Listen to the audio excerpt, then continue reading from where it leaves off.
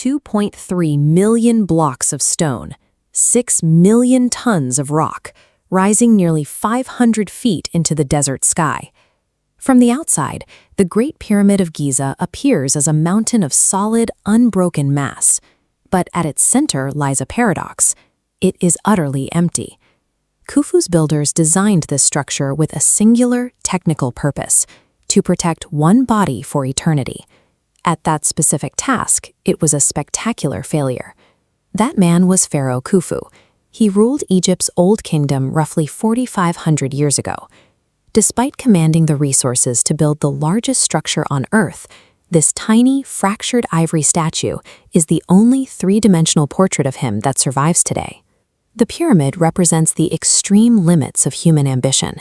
It is a physical attempt to use the architecture of the Earth to outlast death itself. This chart compares the scale of ancient Egyptian mobilization against modern megaprojects. To achieve this, the state coordinated up to 40,000 conscripted laborers, working in 3-month shifts for over 2 decades. They quarried and precisely fitted roughly 2.3 million blocks of limestone.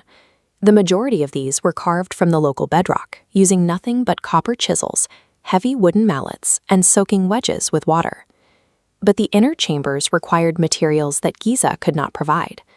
Workers floated massive slabs of solid granite, some weighing up to 80 tons, down the Nile River from quarries in Aswan, over 500 miles to the south. The resulting mountain of stone stood as the tallest human-made structure on the planet for nearly 4,000 years. It wasn't until the 14th century that England's Lincoln Cathedral finally reached a higher point. These logistics prove that the empire redirected nature, economics, and human lives entirely to serve one ruler's obsession with immortality.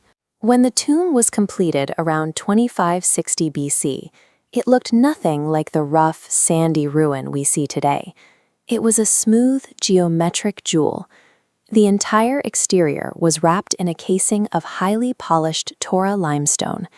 These white outer blocks were engineered to fit together with gaps of only 0.5 millimeter, catching the desert sun and gleaming like a star. Inside, the defenses were physical and heavy. Once the body was secured, a series of massive granite portcullis slabs, suspended by ropes, slammed downward to permanently seal the antechamber leading to the king's room.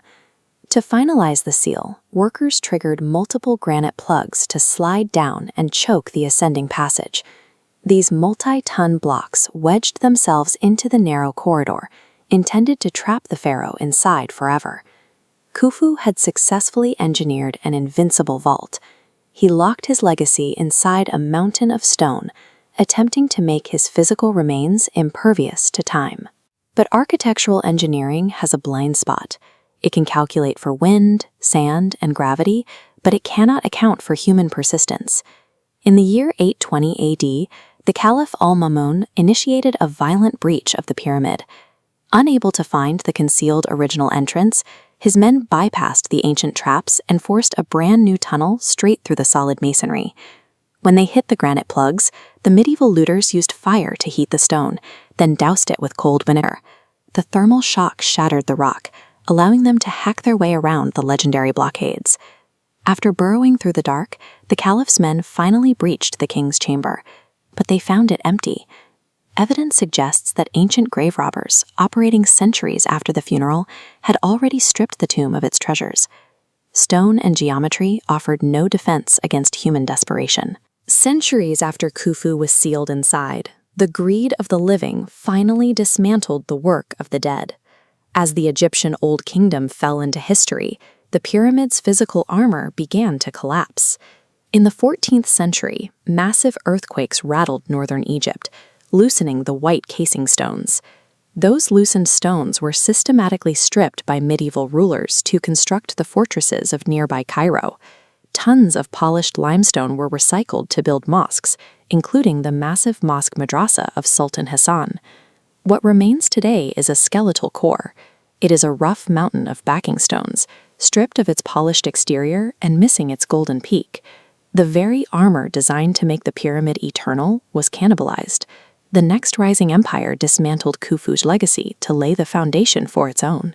To truly understand this monument, you have to enter the ruins today. The scale of the exterior completely betrays the suffocating reality of the interior. Visitors must crawl through the descending passage. It is intensely hot, the air is thin, and the weight of millions of tons of rock pressing down from above creates a sense of crushing claustrophobia. Following the path upward, you emerge into the Grand Gallery. Here, the space opens into a steep ascent. The massive walls slice upward into the dark, funneling you toward the heart of the structure. At the end of this journey lies the king's chamber. There is no gold and there are no inscriptions. There is only a cracked, lidless granite sarcophagus sitting abandoned in the dark. The Great Pyramid survived as the sole remaining wonder of the world, but Khufu did not. He left behind a completely airless monument, a 6 million-ton testament to the fragility of even the most massive human legacy.